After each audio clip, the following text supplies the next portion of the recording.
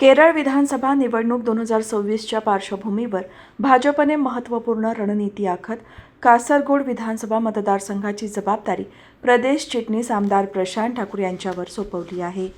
गुरुवारपासून आमदार प्रशांत ठाकूर यांनी पक्षातील सहकाऱ्यांसह कासरगोड विधानसभा मतदारसंघात जोरदार प्रचाराला सुरुवात केली असून यामुळे स्थानिक कार्यकर्त्यांमध्ये नवचैतन्य निर्माण झाले आहे.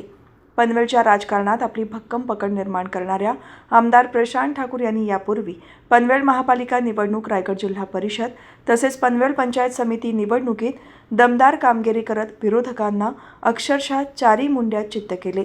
या सलग विजयांमुळे त्यांनी एक हाती वर्चस्व प्रस्थापित करत संघटन कौशल्याची प्रभावी छाप पाडली. त्यांच्या या यशस्वी कामगिरीची दखल घेत पक्षश्रेष्ठींनी त्यांच्यावर प्रदेश चिटणीस पदाची महत्त्वाची जबाबदारी सोपवली. आता केरळसारख्या आव्हानात्मक राज्यात कासरगोड मतदारसंघाची धुरा देत पक्षाने त्यांच्या नेतृत्वावर पुन्हा एकदा ठाम विश्वास व्यक्त केला आहे.